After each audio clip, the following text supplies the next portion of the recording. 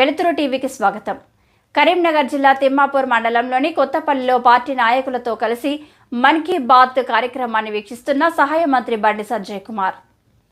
बात करेंगे क्विट भारत संबंध के बारे में, क्विट भारत संस्कृति के बारे में और उस रिश्ते के बारे में जो दोनों देशों को अलग पाటు ఈ కార్యక్రమాన్ని ప్రసారం చేస్తున్నారు.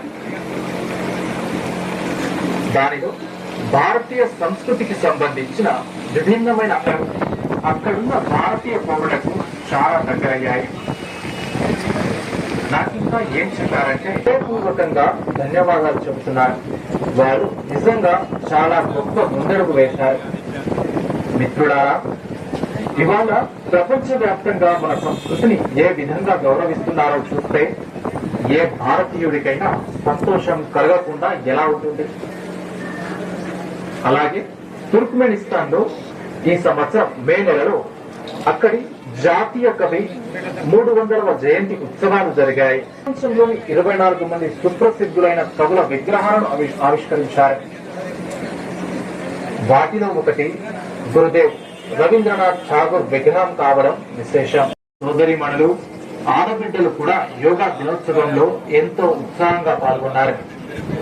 యోగా దినోత్సవం ఏర్పాట్లు ముందడుగు వేస్తూ ఉన్న తరుణంలో అడుగడుగున రికార్డులు బద్దలవుతూ వచ్చాయి. ప్రపంచవ్యాప్తంగా యోగా దినోత్సవం అనేక లాభాలు సాధించింది. సౌదీ అరేబియాలో ఓ మహిళ అల్ హనఫ్ సారథ్యంలో కామన్ యోగా ప్రోటోకాల్ రూపుదిద్దుకుని అభ్యసిస్తే సరిపోదు. మీరంతా నియమబద్ధంగా యోగా చేయండి. దాని ప్రపంచవ్యాప్తంగా చాలా డిమాండ్ ఉంది.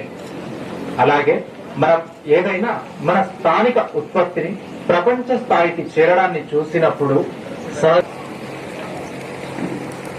అసలు దీని రుచి గురించి నన్ను అడగకండి. చాలా అద్భుతంగా ఉంటుంది కాఫీ. అరకు కాఫీకి ఎన్నో గ్లోబల్ అవార్డులు లభించాయి. కొందరికి మరో మంచి ఆలోచన ఏమొచ్చిందంటే కశ్మీర్ లో పండే అద్భుతమైన కూరగాయలను ప్రపంచం దృష్టికి ఎందుకు తీసుకెళ్లకూడదు అనే ఆలోచన వచ్చింది. తర్వాత ఏం జరిగిందంటే